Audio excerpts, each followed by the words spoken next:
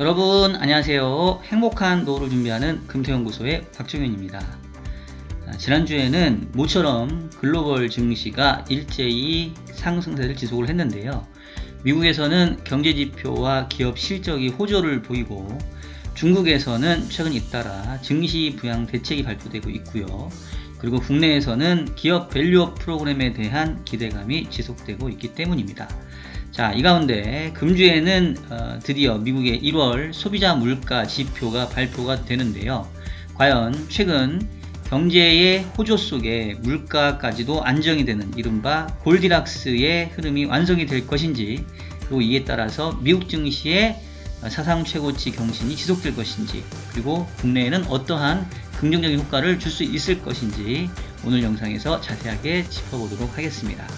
자, 그러면 일요일에 만나는 이슈 분석 지금 바로 시작하도록 하겠습니다. 자, 말씀드렸던 것처럼 지난주에는 진짜 모처럼 만에 한국, 중국, 그리고 미국, 이른바 국내외 증시가 모두 다 강세 흐름을 보였는데요. 미국 시장은 부럽다라는 말밖에 나올 수 없을 정도로 계속해서 이 가파른 상승세가 이어지고 있습니다. 지난주에도 다우가 강보와 S&P가 1.3% 하면서 드디어 S&P가 종가 기준으로 5천선을 넘어가는 그런 강세 흐름을 이어갔고요. 또 나스닥도 15,990선, 16,000선이 이제 목전에 다가오면서 나스닥도 사상 최고치 경신을 거의 코앞에 둔 상황을 보여주고 있습니다. 제가 제목에도 달았지만 미국은 기본적으로 최근에 경제 지표도 너무 좋고 고용시장도 좋고 사실은 이보다 더 좋은 그런 상황이 없을 것 같은 이런 모습이고요. 이제 이번 주에는 이 미국의 물가 지표가 예정이 되어 있습니다. 말 나온 김에 용건부터 좀 얘기를 해보면, 지금 이번 주에는 사실 경제 지표가 그렇게 딱히는 없는데, 월요일 날은 우리나라도 오늘 휴장이고요. 중국 같은 경우에는 춘절 연휴로 이번 주 내내 계속 쉽니다. 이제 그러면서 화요일부터 주요 지표가 발표되는데 바로 내일이죠. 그러니까 미국 시간으로 내일이죠. 화요일 날 저녁에 우리나라 시간으로는 내일 저녁이죠. 미국 시간으로는 내일 아침이겠고, 하여튼 13일날 우리나라 시간으로 저녁에 미국의 1월 소비자 물가 지표가 이제 나오게 되고, 금요일날도 이 생산자 물가 지표가 나오게 됩니다. 그래서 중간중간에 영국이나 유럽에서 경제 지표들이 있는데 이런 것보다는 아마도 이번 주는 이 미국의 소비자 물가와 생산자 물가 지표가 가장 큰 중요한 이 이벤트가 될 거고요. 앞서서 제가 얘기했던 것처럼 미국은 경제 지표도 좋고 고용시장도 좋고, 이 가운데 이제 물가까지도 좋아지게 되면 이른바 이제 모든 퍼즐이 다 맞춰지는 골디락스라고도 할 수 있고 연착륙이라도 할 수 있고, 하여튼 좋은 거는 다 갖다 붙일 수 있는 상황인 것 같고, 제가 작년 말부터 계속 얘기했던 게 미국 시장은 이게 나쁠 게 없어 보인다. 이보다 더 좋을 수 있을까? 이런 상황이다라고 말씀을 드렸고요. 그러면서 사실 올해 초에 살짝 미국 시장 조금 한 주 안 좋게 시작할 때도 별로 걱정할 게 없다. 미국 시장 걱정은 마치 연예인 걱정하는 거와 마찬가지다. 이제 이런 말씀 드렸던 거죠. 왜냐하면 기본적으로 경기 여건이 좋은데 물가까지 낮아지면 이거를 뭐라고 표현해야 되나? 말 그대로 이제 연착륙이죠. 고용시장이 계속 호조를 보이는 가운데 물가가 낮아지니까 연준도 더 이상 통화 긴축을 고집할 필요가 없는, 이렇게 상당히 퍼펙트한, 모든 게 완벽한 이런 상황이기 때문에 이 가운데 주식시장이 안 좋을 리가 있겠냐. 그래서 사실 올해 미국 시장이 지금 YTD 기준으로 다우가 2%, S&P가 5%, 나스닥이 6.5%의 상승을 보여주고 있고요. 이 가운데 기업 실적까지 좋아요, 얘네들은. 참 너무 부럽네. 지난주에도 보게 되면은 엔비디아가 720불 선까지 지금 올라왔고요. 필라델피아 반도체 지수도 사상 최고치, 그리고 뭐 애플 조금 부진하긴 하지만 마이크로소프트가 계속 올라오고 있고, 그래서 미국은 역시 그 매그니피션트 7, 뭐 테슬라가 조금 거기서 이탈하긴 했지만 반도체 AI 기업들 또 빅테크 기업들 위주로 계속 상승세를 보이고 있고, 지금 같은 상황에서는 뭐 크게 꺾일 것 같지 않다. 요즘 미국에서는 다시 포모 얘기가 좀 나오고 있더라고요. 이런 강세장에서 나만 좀 소외되는, 그럴까봐 이제 계속 매수세가 좀 붙는 형상이고, 뒤에 다시 조금 자세하게 말씀을 드리겠습니다만은, 결론부터 말씀을 드리면, 미국 그 1월 CPI도 좋게 나올 것 같죠. 12월 CPI가 3.4%로 다시 올라와서 조금 최근에 그 조기 금리 인하에 대한 어떤 기대감도 줄어들고 다시 인플레 올라오는 거 아니야라는 우려감이 있었는데, 이거 일시적이다.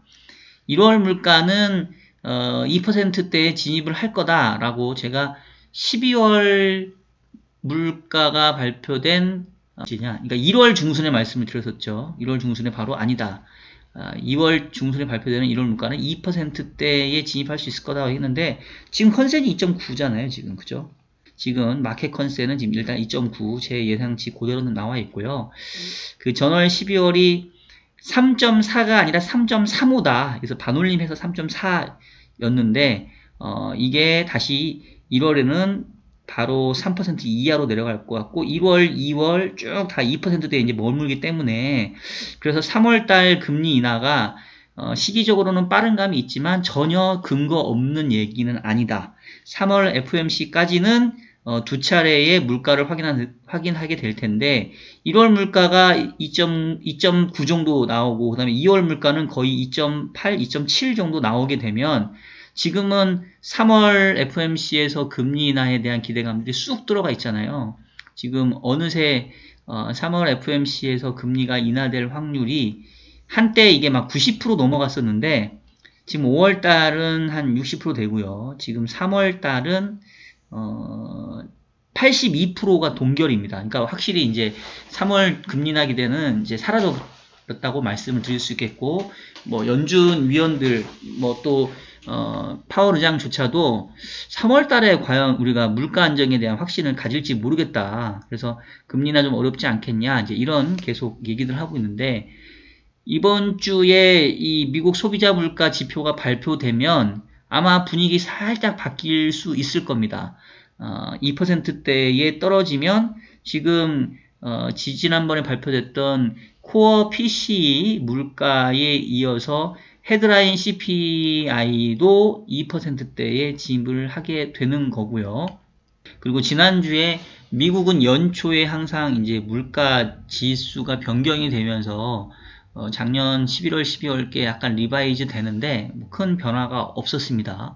그래서 이런 걸 감안해보면 저의 기본적인 전망은 연준의 첫 번째 금리 인하는 5월로 예상을 하고 있지만, 지금 그 3월 FMC가 3월 20일이기 때문에 1월 물가지표, 2월 물가지표까지도 보고 3월달 FOMC를 맞이하게 돼요. 그래서 제 물가 추정의 모형대로 1월부터 2%대에 안착을 하는 모습, 이런 모습이 지금 예상이 되거든요. 지금 살짝 올라왔다가 떨어져서 지금 이렇게 계속 2%에 머무는, 그 다음에 올해 뭐 연말께는 한 2% 중반, 그 다음에 한 그 3분기에는 2% 초반까지도 내려갈 수 있기 때문에 이런 그림이라고 한다면, 실제 3월 FOMC에서 금리 인하는 다소 이른감이 있어 보인다 하더라도 이런 물가 흐름이면 3월에도 금리 인하 할 수 있는 거 아니야? 라는 기대감들은 충분히 올라올 수 있다.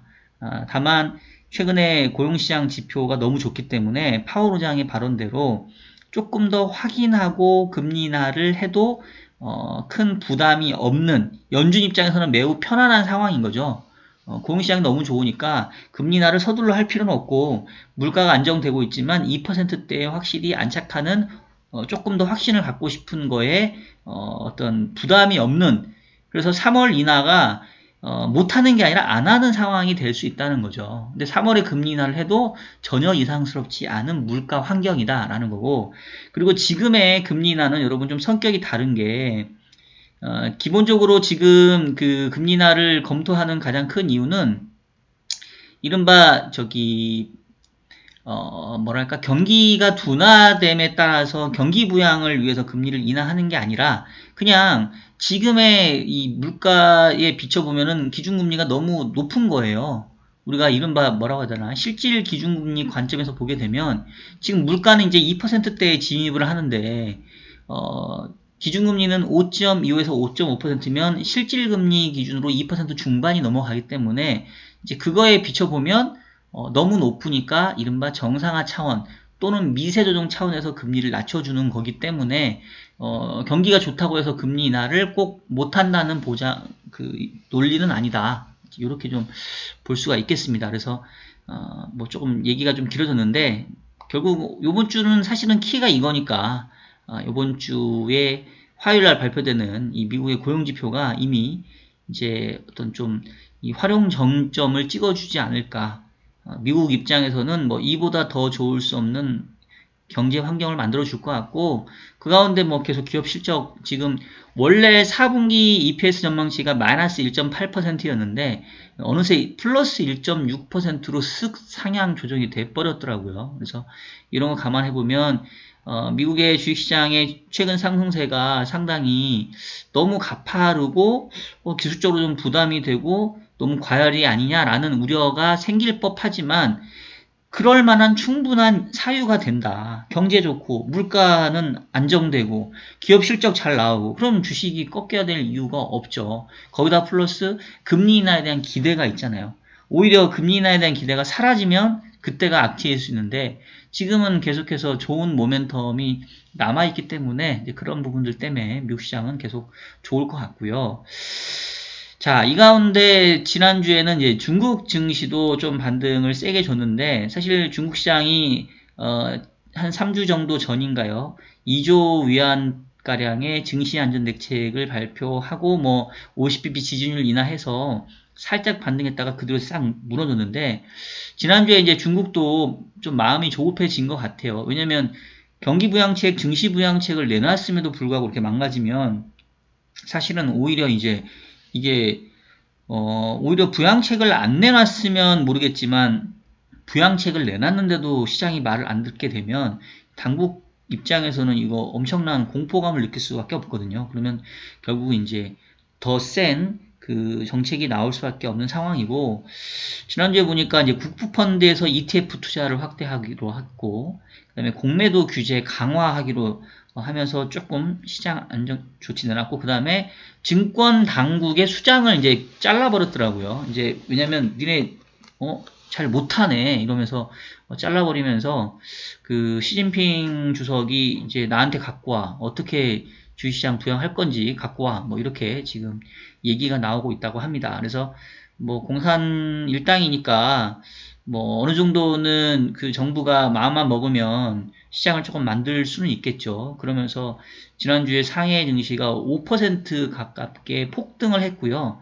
지난주에 ETF 그 순위를 보면 그냥 중국 관련주가 다 상위권을 차지를 합니다. 그래서 뭐 웬만한 중국과 관련된 그 주식들이 다 이제 좋았었고요. 항생도 한 1.3%좀 오르긴 했습니다.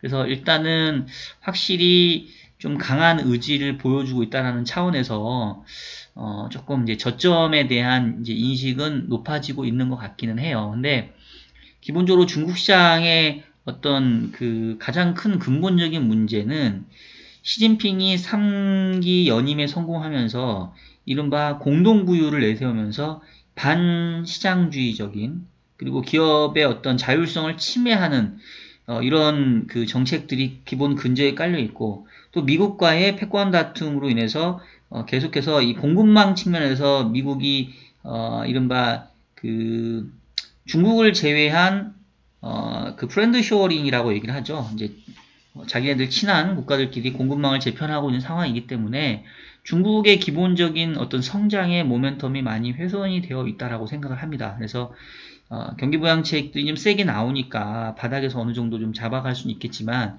과연 이 중국 증시가 추세적인 상승을 보일 정도의 근본적인 문제가 해결될 수 있을 거냐. 이 부분에 대해서는 상당히 여전히 의구심이 많다.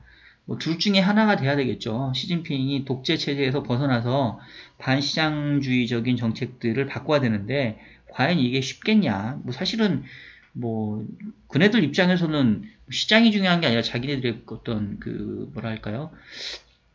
그 기반 지지가 계속 되느냐, 자기네들이 계속해서 이 중국을 통치하는 그 통치 체제 자체가 중요하기 때문에 아마도 중국 시장에 대한 부분은 잠깐 이렇게 정책이 세게 나오면서 반등을 할 수 있겠지만 옛날처럼 투자처로서의 메리트를 찾기에는 좀 쉽지 않아 보이고 외국인들도 최근 계속 이탈하고 있는 모습입니다. 그래서 사실 이제 뭐 저희 구독자분들 중에서도 중국 관련된 부분들 좀 미련을 갖고 계시기도 한데 저도 중국 관련된 그 종목이 있어요. 제가 지난주 포트 하면서 얘기했는데 제가 보니까 전체 포트에 한 5% 정도 중국 관련 그 비중이 있더라고요. 근데 저는 못 늘릴 것 같아요. 그냥 올라오면 조금 적당한 수준에서 오히려 좀 줄이는 기회로 삼고 싶지, 여기서 이제 바닥 잡아가니까 중국은 사자? 뭐 요거는 저는 조금, 제 생각은 그렇습니다. 그냥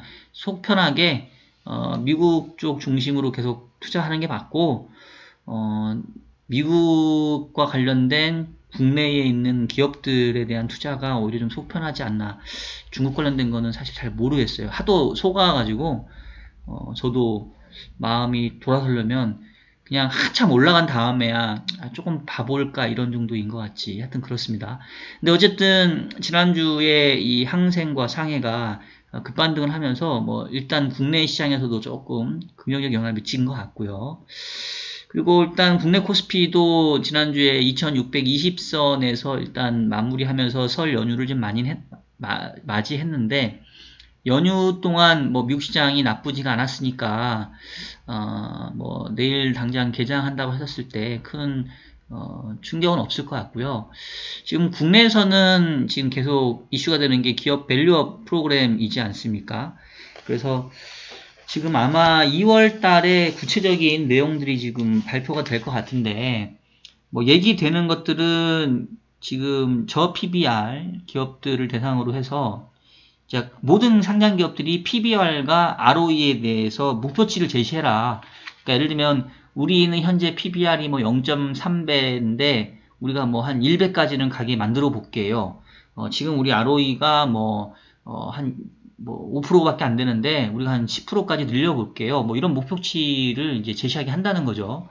그리고 그러면서 이제 이런 기업 가치의 개선이 우수한 기업들을 대상으로 해서 지수를 개발하게 되고, 그 지수를 구성으로 이제 ETF도 만들고, 그러면 이제 이 지수가 벤치마크가 될 수 있기 때문에, 그러면 이제 또 벤치마크가 대상이 되면 또 이 기업들에 대한 기관들의 매수세가 좀 생길 수 있어서 자연스럽게 기업 가치를 올리는데 노력을 하는 기업들의 주가가 혜택을 받게 되는 이제 이런 형태의 구조를 짜겠다라는 거예요. 그래서 저는 뭐 이게 일찍이 작년에 일본에서 이제 출발이 돼서 지금 최근에 일본 니케이 지수가 계속 좋은 모습을 보여주고 있지 않습니까? 그래서 그런 것들이 일단 한번 먹히는 게 확인이 됐기 때문에 지금 상황에서는 그렇게 조금 거부감이 덜 하지 않을까 싶고, 뭐 아무리 일본 거라도 이 좋은 건 배워야죠. 일본 니케이 지수 한번 좀 확인 좀 해볼까요? 지금 이 시점에서. 자, 이게 니케이 225인데 뭐 사실 일본 증시 잘 안 봐가지고 이제 꺼내느라고 좀 시간이 걸렸는데요. 자, 보세요. 지금 36,897인데 이게 사상 최고치인가 보네. 거의 사상 최고치는 아니구나. 그 1989년 38,957 포인트를 보인 이후에 지금 2024년이니까 몇 년입니까? 이게 지금 무려 35년 만에 지금 그 사상 최고치 경신에 도전하고 있는 겁니다. 이게 대단한 거죠. 일본이 1985년도에 플라자 합의 이후에 그 플라자 합의에 따른 그 후유증으로 엔화가 초강세를 보이면서 단기적으로는 주가라던가 모든 뭐 부동산 가격, 집가가 상승한 다음에 1989년, 88년 이때부터 이제 이 폭락의 길을 걷기 시작을 하거든요. 그래서 1989년도 이후에 지금 잃어버린 30년을 지금 보내면서 주가가 한 번도 이 수준을 회복한 적이 없었죠. 근데 지금 이제 35년 만에 주가가 그 수준에 지금 도달하고 있으니까 일본도 사실은 그동안 엄청나게 고생을 많이 한 거고, 그리고 지금 작년 하반기부터 해서 이 주가가 상당히 빠르게 올라오고 있는 거에 일조하고 있는 게 이른바 지금 한국에서 지금 시행하려고 하는 밸류업 프로그램 아니겠습니까? 저 PBR 기업들을 대상으로 이내 1배 이하의 기업들은 기업가치 제고에 어떤 뭐 노력을 해라 이제 이러면서 주가가 이제 빠르게 올라오기 시작했고, 올해 연초도 지금 분위기가 너무 좋죠, 주시장이. 그래서 이런 것들이 일단은 옆나라 일본에서도 충분히 먹히는 게 확인이 됐기 때문에 국내에서도 상당히 좀 강하게 드라이브를 걸 가능성이 크고, 이게 이제 4월 총선을 앞둔 뭐 정치적인 뭐 어떤 제스처다라고 뭐 비판하는 쪽도 있지만, 아니 뭐 그런 걸 떠나서 어쨌든 이게 기본적으로 코리아 디스카운트를 해소시키는 길이라고 하면, 아니 이게 뭐 정치적인 면 어떻습니까? 그 기존의 잘못된 관행들을 고치고 긍정적인 방향으로 나아가면 되는 거지. 그래서 저는 좀 기대를 많이 걸고 있고요. 이거에 지금 가장 호응을 많이 하고 있는 게 역설적이게도 외국인입니다. 지금 외국인 투자자가 1월 중순 이후부터 3주 연속으로 지금 코스피 시장에서 순매수를 하고 있는데 무려 순매수 규모가 한 6조 원 정도 됩니다. 반면에 기관들은 그 기간 동안 똑같이 팔았어요. 지금 6조 원 팔고, 개인들, 기관은 그냥 똔똔 정도인 거고. 그러니까 오히려 외국인들은 이 기업 밸류 프로그램에 그 관심이 많고, 기관 투자자들 지금 보면은 증권사라던가 해외 그 기관들 상대하는 그 브로커리지 하우스 얘기를 들어보면 외국인 투자자 입장에서 엄청나게 관심을 보이고 있다라고 합니다. 그래서 왜냐하면 그들이 생각했을 때도 한국 시장이 저평가되어 있었던 건 맞거든요. 근데 그동안 저평가됐던 이제 여러 가지 이유들이 뭐 흔히 말하는 지정학적 리스크도 있긴 하지만, 기본적으로 주주 환원율이 낮은 거, 뭐 배당 성향이 낮다던가, 그 다음에 뭐 그 자사주 소각 이런 것들이 좀 없다던가 이런 부분들이었는데, 그런 것들이 이제 좀 개선이 된다라고 한다면 외국인이 보기에도 이 한국의 주식 그 기업 주가가 좀 싸긴 하지, 이런 것들을 충분히 그 공감대를 얻고 있는 상황이고, 이제 곧 나온다고 하니까 제가 봤을 때는 뭐 어느 정도는 충분히 설령 4월 총선까지 재료라 하더라도 저는 아직은 시간이 있다고 보여지고, 다만 이제 이게 입법 사항인지, 그래서 지금 법률 개선이 이루어질 건지가 좀 중요한 것 같아요. 그래서 만약에 법 개정이 이루어져야 된다고 한다면 현재 야당이 다수석을 점하고 있는 상황에서는 이게 이제 그 입법 사항이기 때문에 국회에서 통과가 돼야 될 텐데, 지금 국내에서 주식 투자 인구가 1200만 명인가 1400만 명 정도로 좀 늘어난 상황이기 때문에 아마 야당 쪽에서도 이거를 뭐 이렇게 딱히 반대할 만한 또 성격은 아닌 것 같고, 이거를 단순히 부자 감세다라고 얘기하기는 좀 어렵지 않나. 제가 그 조금 소신 발언들을 좀 가끔 하는데, 그 잘못된 세제를 그 개편하는 거는, 이거는 오히려 부자 감세가 아니라 선순환을 일으키는 거다. 상속세도 그렇고 금투세도 그렇고, 아니 이쪽에 이중과세 형태가 되거든요. 그래서 그 부분들이 조금 이참에 개선이 돼서 정말로 국내에 있는 기업들이 제값을 받는, 기업의 실적이 올라가면 제일 좋고, 기업의 실적이 크게 올라가지 않은 상태라도 제값만 받아도 1레이팅에 의해서 주시장이 얼마든지 반등할 수 있기 때문에 그 부분들에 대한 기대감들이 좀 있고요. 외국인들은 이미 그 부분을 빠르게 지금 반영하고 있는 상황이다. 그래서 지금 2600선까지 올라왔는데 미국 시장이 계속해서 견고한 상승 흐름을 보이는 상황에서 국내에서 이 밸류 프로그램에 대한 기대감들이 좀 작용한다고 한다면 저는 뭐 국내 주식시장도 전고점이 2675인데 요거 넘어설 수 있다라고 좀 생각을 하고요.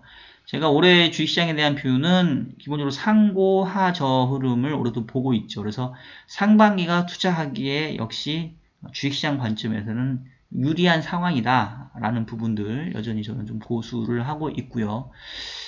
주식시장 입장에서는 지금 상황이 저는 그렇게 나쁘지 않다라고 생각합니다. 그리고 지난주는 조금 인상적이었던 게, 코스피가 0.2% 상승인 반면에 코스닥이 1.45%까지 크게 올라왔어요. 물론 여전히 이 코스닥의 상승률은 제한적인데 이제 밸류 프로그램의 핵심이 저PBR주이다 보니까 기본적으로 성장주보다는 가치주, 뭐 흔히 말해서 이제 뭐랄까 금융주라던가 그 다음에 또 뭐가 있을까요? 중후장대 산업이라고 해야 되나? 이런 쪽에 매수세가 집중이 되다 보니까 수급이 한정적인 상태에서 이러한 저PBR 종목을 사느라고 성장주들을 다 패대기 쳤던 거 아니겠습니까? 그래서 코스닥이 오히려 이제 죽을 썼는데 지난주부터는 이제 2차전지도 그렇고 너무 차별화가 심한 거 아니냐 하고 그리고 결국은 이 기업 밸류 프로그램이 꼭 이 저PBR 가치주에만 긍정적인 영향을 미치겠느냐.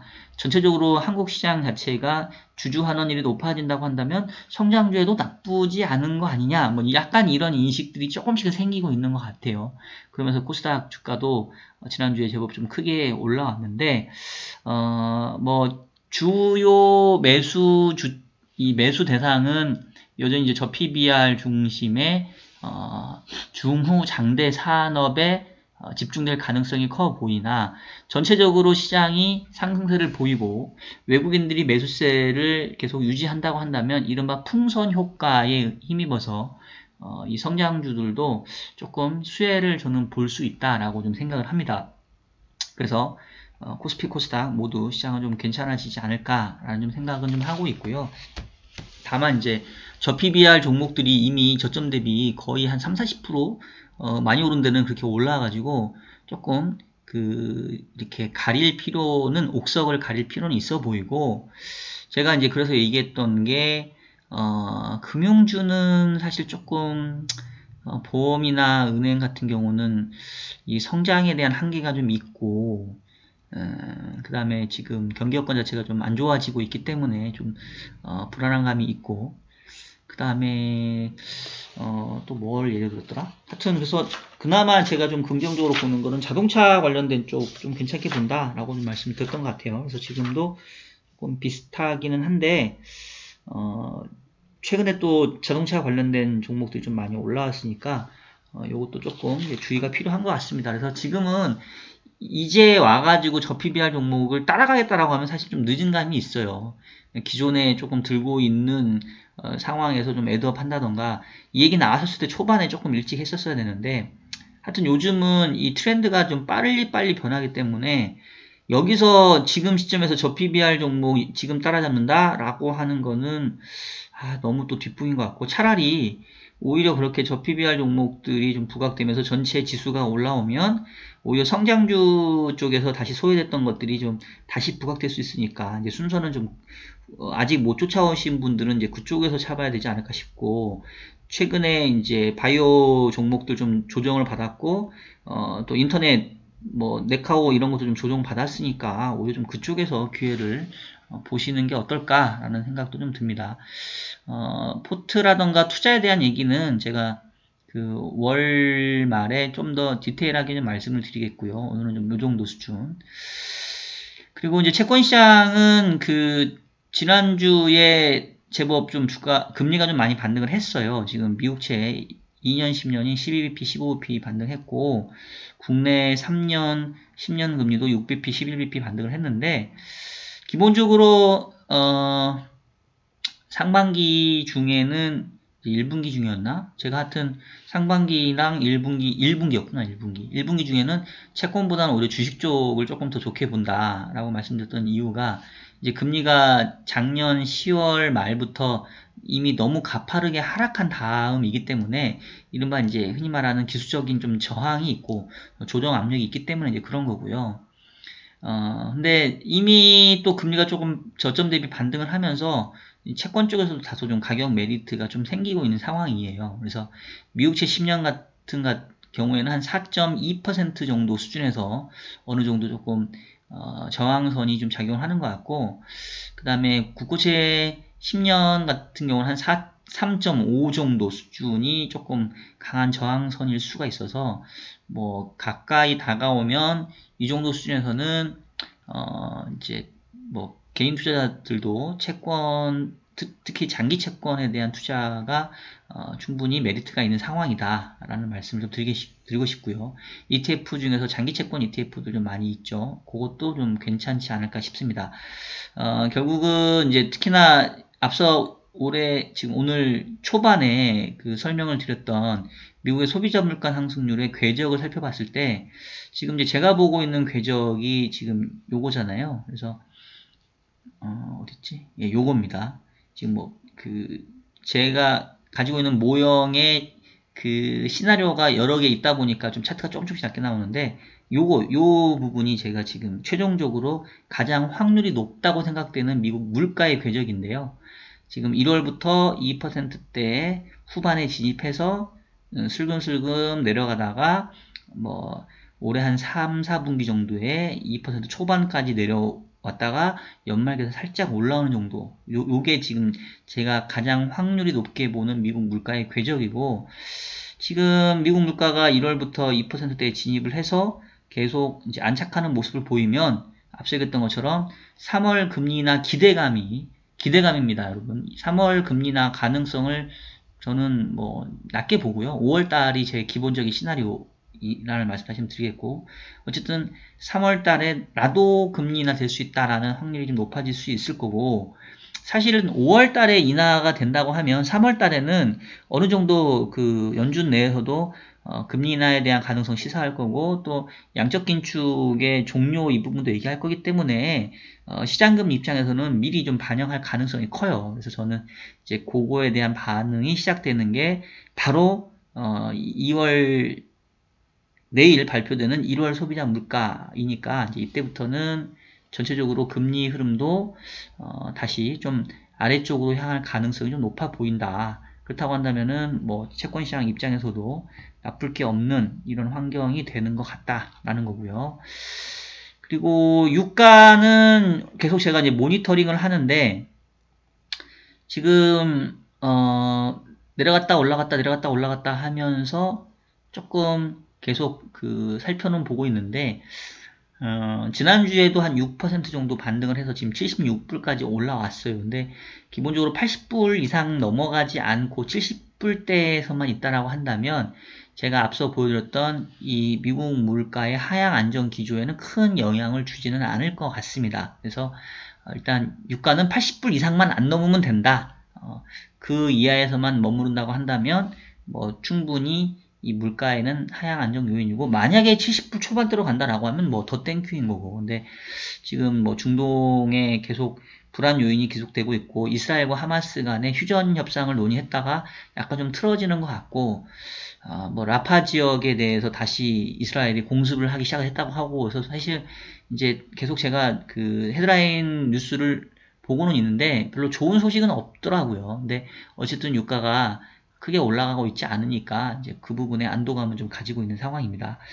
그리고 지금 비트코인이 다시 조정받은 이후에 지금 크게 올라와서 정고점 지난번에 비트코인 ETF 상장됐었을 때 갔던 그 수준까지 지금 올라와 있는데 뭐 그레이스케일 같은 그 기존에 비트코인 엄청 들고 있는 애들이 ETF 상장한 다음에 자기들이 갖고 있는 거 팔아가면서 이제 뭐 충당을 했는데 매도세가 어느 정도 좀 일단락이 된 것 같고 비트코인 ETF 상장됐으니까 그 다음은 이제 이더리움 ETF가 상장될 거야 뭐 이제 이런 기대감들이 지금 이제 반영이 되고 있는 것 같더라고요. 그래서 전체적으로 이 코인 시장도 좀 좋아지고 있는데 여러분 코인은 뭐 저는 제가 다른 코인은 모릅니다. 아예 몰라. 저는 그냥 딱 비트코인하고 이더리움밖에 몰라요. 뭐 알고 싶지도 않고 여기는 제 영역이 아니라서. 근데 제가 코인을 간간히 얘기해 드리는 이유는 현재 시장에서의 센티멘트를 나타내기도 하고 그 다음에 이제 그 투자 관점에서 항상 저는 분산 투자를 여러분들께 말씀을 드리니까 다양한 자산군에 대한 관심을 가지라는 얘기고 이제 비트코인 현물 ETF가 상장이 됐으니까 우리나라에서도 투자할 수는 없지만 선물 ETF는 투자할 수 있습니다. 그래서 어쨌든 여러분이 투자의 길이 열렸으니까 좀 관심 있게 보시라는 거고 그 다음에 이제 최근에 이 비트코인이 빠르게 올라오고 있는 이유 중에 하나는 바로 이제 요거죠. 그 뉴욕 커뮤니티 뱅코프가 지금 미국 상업용 부동산에 대한 익스포저가 많아가지고 뭐 배당을 줄인다 이러면서 이제 주가가 폭락을 하기 시작했고, 그 다음에 시종 등급이 강등되면서 주가가 10불 갔던 게 지금 한때 3불까지 이제 70% 급락했다가 지난주 금요일 살짝 올라오긴 했어요. 근데 아직은 완전히 정리된 게 아니기 때문에 좀 불안감이 있고, 작년에 SVB 사태 있었을 때도 기존의 은행 시스템이 조금 불안하게 느껴지면 비트코인이 반대로 역설적으로 올라가는 이런 모습들을 보여주거든요. 그래서 이제 그런 거 차원에서도 여러 관점에서 여러분들이 이 비트코인 시장도 이제 그런 것들을 모니터링하는 하나의 수단이 되기 때문에 투자 관점에서도 그렇고 변수 그 주변의 시장 환경을 체크하는 보조 변수 측면에서도 조금 관심을 보이면서 같이 함께 스터디를 하시면 좀 좋을 것 같습니다. 자, 어쨌든 간에 그 연휴 이후에 뭐 시장 상황이 다행히 이렇게 나쁘진 않아 보이고요. 지금 미국의 고용지표가 월요일, 화요일 날 예상대로 좀 좋게 나온다고 한다면 그동안 국내 주식시장들이 좀 소외됐던 것들이 최근에 이제 빠르게 좀 회복하고 반등을 하고 있는데 미국 시장과의 거리를 조금 만회할 수 있는 모멘텀이 될 수 있으니까 지금 연간으로는 여전히 코스피가 마이너스 1.3, 코스닥이 마이너스 4.6%거든요. 그래서 아마 이 부분도 이제는 조만간 플러스로 전환될 가능성이 좀 높아지고 있다.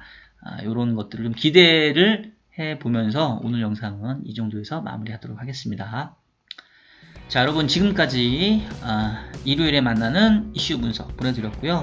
미국 시장 이보다 더 좋을 순 없다. 고용은 좋은데 물가는 낮아지고 참 부럽다 라는 말씀 드렸는데 국내 시장도 이 밸류 프로그램이 조금 어느 정도 자리 잡게 되면 국내 증시도 제법 반등의 모멘텀을 얻을 수 있기 때문에 그 부분들 여러분들 기대감을 좀 가지셔도 좋을 것 같고요. 특히 관건은 화요일날 저녁에 발표되는 이 미국의 물가가 어떻게 나올 거냐인데 제 예상대로만 나온다고 한다면 뭐 크게 부담은 없을 한 주가 될 것 같습니다. 여러분들 연휴 마지막 잘 마무리하시고 이제 설날도 정말 끝났으니까 올해 열심히 여러분들 공부도 열심히 하시고 투자도 열심히 하셔서 우리 모두 금퇴하는 그날이 빨리 왔으면 좋겠습니다. 자, 그러면 오늘 영상은 여기서 마치도록 하겠고요. 저는 다음 주 일요일 날에도 더욱 유익한 영상으로 여러분을 찾아뵙도록 하겠습니다. 여러분 새해 복 많이 받으세요.